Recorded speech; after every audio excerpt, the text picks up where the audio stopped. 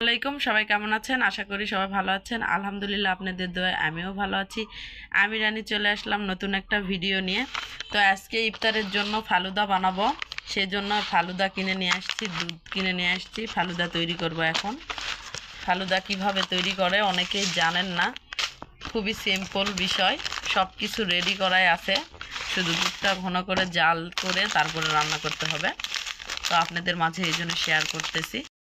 মান মতো দিয়ে ওখানে কালারটা, ফুড কালারটা ভালো করে জাল করে নিব, তারপরে ঠান্ডা করব। কালার করা হয়ে গেছে, এটা হচ্ছে পাত্রে ঢেলে নেব, তারপরে এটা ঠান্ডা হোক, তারপরে আর একটা বানাবো। এটা এখন এখানে ঠান্ডা করার জন্য রেখে দিলাম। গরম হয়ে গেছে, এটাও এখানে মিক্সড করে দিয়েছি। এই যে দেখতেই পাচ্ছেন এই কালার, এটা হচ্ছে সবুজ কালার, আর ওটা হচ্ছে লাল কালার। কালারগুলো অনেক সুন্দর লাগতেছে। এগুলো হচ্ছে জেলিগুলো ঠান্ডা করতে দিব, তারপরে দুধটা জাল দিয়ে ওখানে রান্না করে নিব।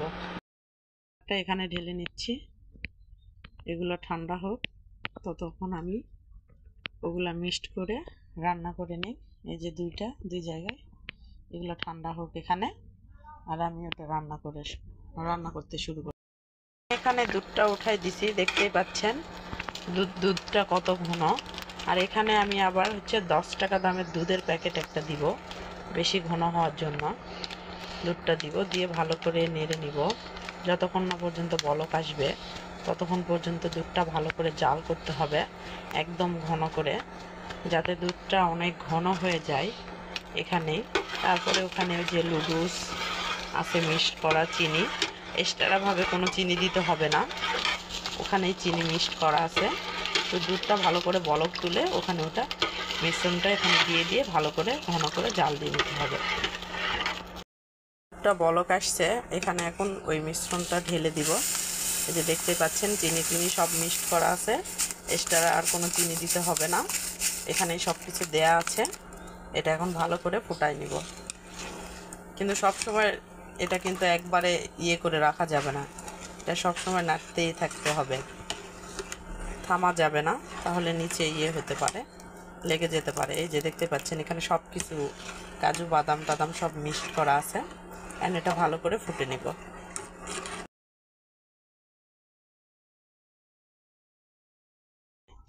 এখন ওই দুধটা জাল হচ্ছে, ফালুদার মধ্যে দিয়ে দিয়েছি, ওটা ভালো করে জাল করতেছি, তারপরে হয়ে গেছে, দেখতে পাচ্ছেন অনেক ঘন হয়ে গেছে। এই যে অনেক ঘন হয়ে গেছে, এটা এখন নামাই নিব, তারপরে ফলগুলা কেটে নিব। এটা ঠান্ডা হলে ফলগুলা মিক্সড করে দেব। সবুজ কালার দিয়ে দিয়েছি, এখানে লাল কালারটাও দিয়ে দিব। এখন লাল কালারটাও দিয়ে দিয়েছি, দেখতেই পাচ্ছেন অনেক সুন্দর কালার আসছে। এখন এখানে ফলগুলো অ্যাড করে দিব, দিলে আমার ফালুদা রান্না করা শেষ। আপনারা এইভাবে ফালুদা রান্না করবেন, দেখবেন অনেক ভালো লাগবে। আর ফালুদা খেতে অনেক টেস্ট হয়, দেখতেই পাচ্ছেন কত সুন্দর হয়ে আসছে। এই জন্য ফ্রিজে রাখতে পারলাম না, এই জন্য এখানে বরফ অ্যাড করে দিচ্ছি কয়েকটা।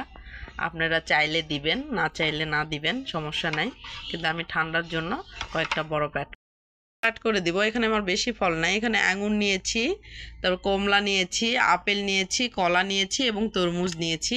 এই কয়টাই ফল ছিল, আপনারা জয়টা ফল দেওয়ার ইচ্ছা যেগুলো সবগুলো দিতে পারেন। আমি এই কয়টাই অ্যাড করব।